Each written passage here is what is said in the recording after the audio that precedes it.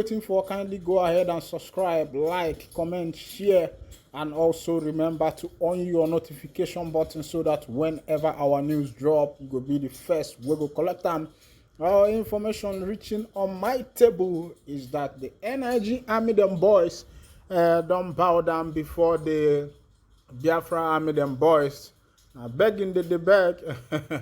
According to the information, they say they capture about many of them where they go enter to the den of the Biafra Army them boys. But sometimes I dey wonder, say e be like say some people no get sense, just like wetin dey happen for Hamas now and Gaza, Palestinian, where the Hamas invaded Gaza, destroyed many of the Israelites. Many were sent to judgment, and the Israelites now were angered, and they are sending their missile, sending their bomb into Gaza and Palestine.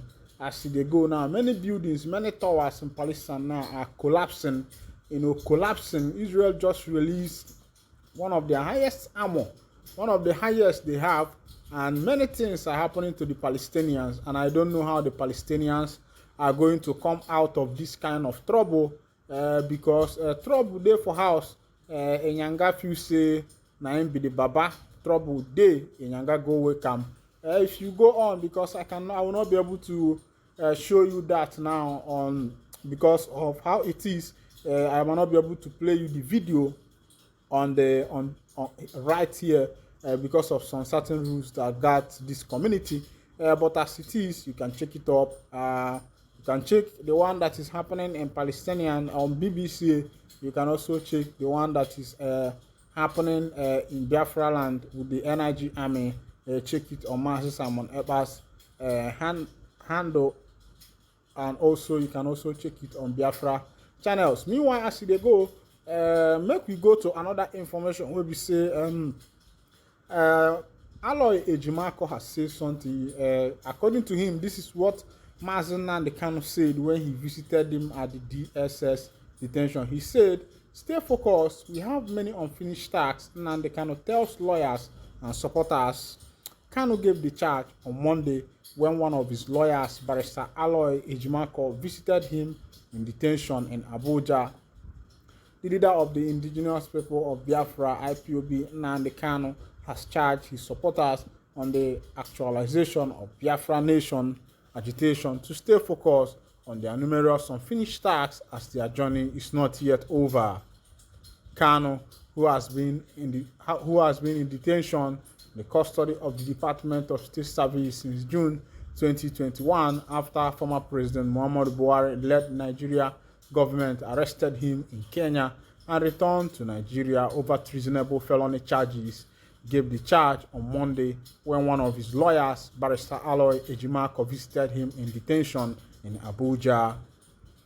The Supreme Court last Thursday fixed December 15th to deliver its judgment on Kanu's appeal that seeks to compel the federal government to release him from detention as ordered by the appeal court in its October 13th, 2022 judgment. Recall that the appellate court had in its judgment discharged and acquitted the IPOB leader on its judgment in October 2020. In October 2023, recall that appellate court had in its judgment discharged and acquitted the IPOB leader of all the charges preferred against him by the Nigerian government and ordered immediate and unconditional release of Kanu. Giving an update on his visits to Kanu, Ejimako on Monday said, "I was just excited from visitation with Nnamdi Kanu. I briefed him on our last outing at the Supreme Court led by the new lead counsel Kanu Agabi San. He directed that the legal team and our people must stay focused on the many unfinished tasks at hand and that it's not yet Uhuru." Ejimako further noted that much work still remains to be done as far as Kanu's case is concerned, saying that it is also unexposed of the slew of cases we still have pending on his matter, and that his continued detention means that his case is not yet over. It is an unfinished business. And my people now don't hear as they happen. This one is coming from Aloy Ejimako. According to him, this is what Mazen Nnamdi Kanu told him, the leader of the indigenous people of Biafra, that his people should stay focused to the cause, that as it is now, that it is not yet over until it is over. But for me, I'm thinking since we are already in a civilized organization whereby you can actually see, let's say Kanu is not yet in prison. He is still in the DSS detention, of which I believe that he could request for an address to address the people, to speak to the indigenous people of Biafra, speak to his people, and let everybody hear his voice. I think that will go a long way to ease a lot of things, a lot of tension, even as they proceed to fighting for his release and to be able to let him out of that DSS detention.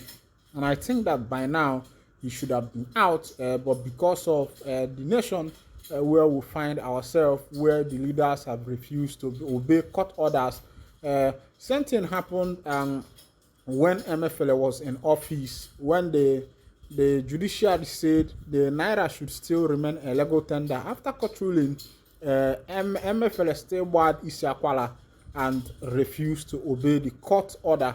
And as it is today, the matter has turned against him. Now it is his turn, and the court has given order on his behalf, and he is still in the DSS detention, of which we are yet to know now what is the outcome of that matter. Because I don't think for a long time Nigerians has not been briefed on what is the outcome of MFL's case with the federal government on the embezzlement of funds and other diversion of funds, according to some of the investigation that have been carried out. Even though later on they started filing charge against him for seeing firearm, pump action, and other cartridges, but I don't think that should be the case, because a man of his caliber, I think he is old enough and well enough to own a pump action, which if it is registered, I don't think that should be a case. But the case leveled against him now is based on money laundering and other diversion of funds and sponsoring of terrorism in Nigeria, according to those charges. And now, same thing is happening to Bawa, who is the former DSS boss. I think one thing people should understand is that there is what is called the law of karma, return of whatever you have done to another individual. It also returns to you. And when you don't pay attention, when it is another man's turn, I think everybody is seeing you, human beings. Even God in heaven is seeing you, but God aside, other human beings, because God can forgive, but human beings, they can forgive you, but they cannot forget. It is only God that can say, okay, let's forgive him and wash away his sin. We'll see it no more. But human beings, then they woski, they will still bring out that same thing against you. So I think it is high time the federal government pay attention to what concerns Mazen Nnamdi Kanu and make sure that before the end of this year that he is out of that DSS detention.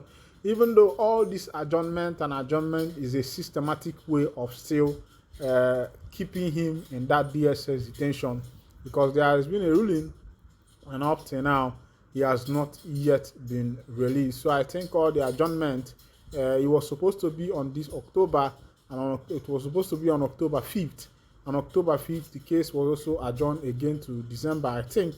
And now, and that December, who knows what is going to happen. The same delay system and tactics was used when Buhari was in the system. And now Buhari has left, and the main man in the office now is Tinubu, and Tinubu has not been able to do anything concerning this. He has not even raised it as a matter, even though many people are appealing to him to see how best this issue should be solved politically, but nobody is paying attention. Meanwhile, I'll be winding down the curtain here, and if this is your first time of joining us on this wonderful channel, kindly go ahead and subscribe, like, comment, share, and also remember to on your notification button so that whenever our news drop, you will be the first. We'll collect them. Thank you for listening. God bless you.